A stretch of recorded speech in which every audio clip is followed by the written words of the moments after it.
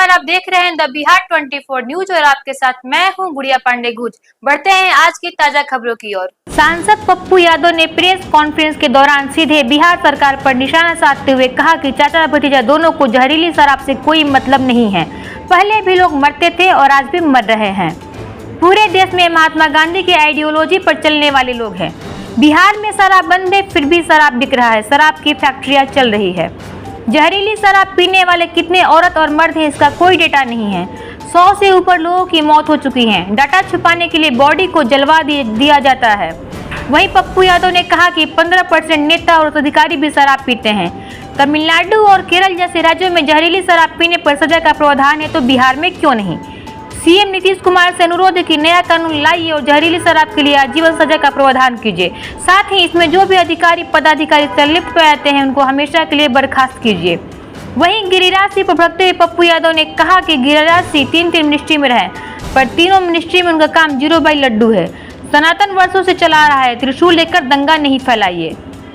सांसद पप्पू यादव ने जोर देते हुए कहा कि बिहार में विकास के लिए आएंगे तो स्वागत करेंगे, आप नफरत पैदा करेंगे तो पप्पू यादव की लाश पर होकर गुजरना पड़ेगा। आपको लेकर के मेरा कुछ सवाल है सरकार से, विपक्ष से भी और अनक्रांतिकारी नेताओं से भी। मेरा सवाल है शराब और जहरीली शराब।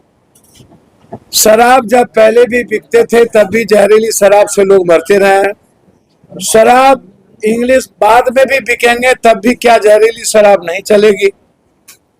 मेरा सवाल चाचा भतीजे से हाथ जोड़ करके विनती है कि ये जहरीली शराब का कोई मतलब ही नहीं है।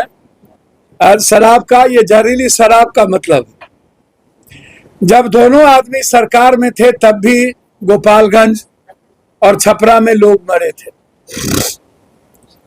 तब कोई जहर था या नहीं था ये मुझे नहीं पता, यह महाजहर था।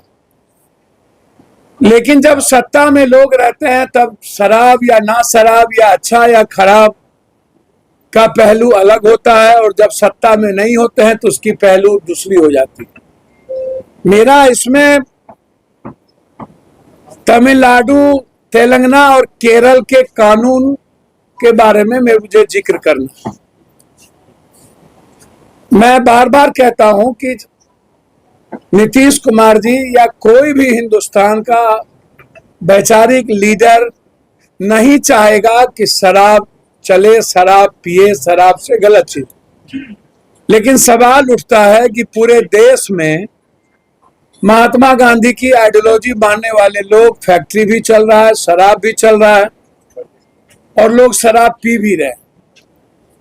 जिसको प्रतिज्ञा दिलाए हमारे मुख्यमंत्री जी, विपक्ष के नेता, 99% लोग, जो लोग यह कहते हैं कि 15% गांव में और 14% मर्द शराब पीते हैं, हम उनसे यह जानना चाहेंगे, यह जो आपके पास डाटा है ये शराब, जहरीली शराब का डाटा नहीं है।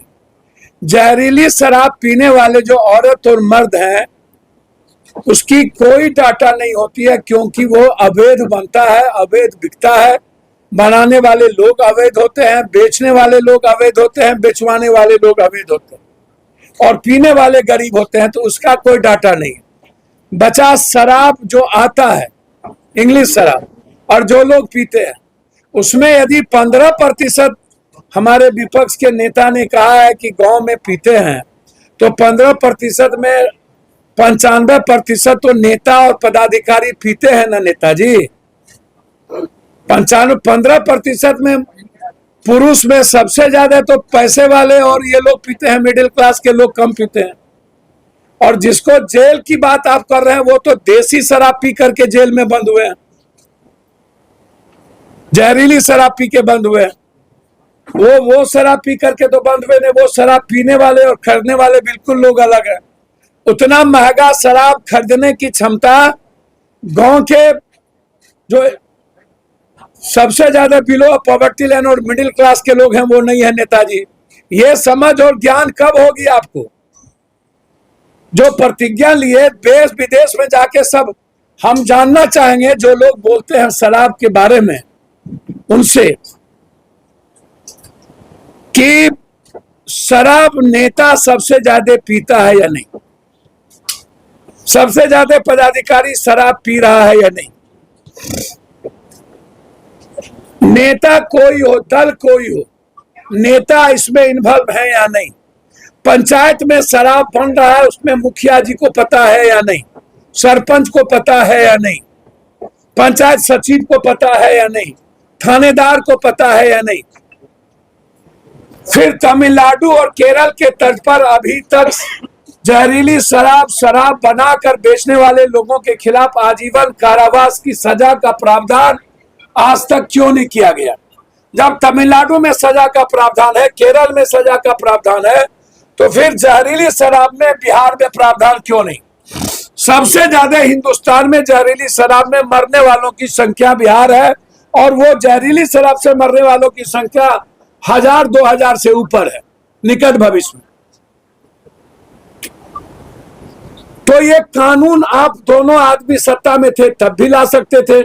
आज दोनों आदमी के पास बहुमत है सदन में, पक्ष और विपक्ष, तो आप ये कानून ले आइए और उस कानून में यह भी दीजिए कि पंचायत, जिस पंचायत में जहरीली शराब बिकेगा वहां के मुखिया जी और सरपंच साहब, वार्ड सदस्य और पंचायत समिति को पद से मुक्त कर दिया जाएगा, वहां के थानेदार को डिस्चार्ज कर दिया जाएगा और डीएसपी और एसपी पर इंक्वायरी बैठा करके उसको प्रमोशन रोक दिया जाएगा।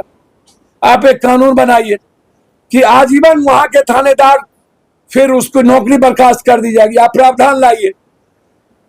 आप 20 सालों में 2-2 बार सबकी सरकार बनी, आपने कोई प्रावधान नहीं लाया। आप केरल और तमिलनाडु से नहीं सीखे, अन्य स्टेट से आपने नहीं सीखा। केरल में सरकारी शराब बेचे जाते हैं, कोई ठेका नहीं होता है, तो आप पॉलिसी चेंज कर लीजिए।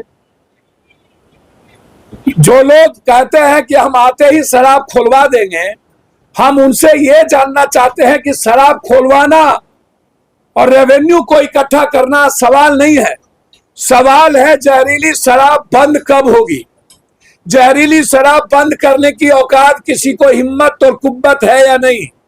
जहरीली शराब पर मरे हुए लोगों की मदद करने की औकात और हैसियत किसी को है या नहीं?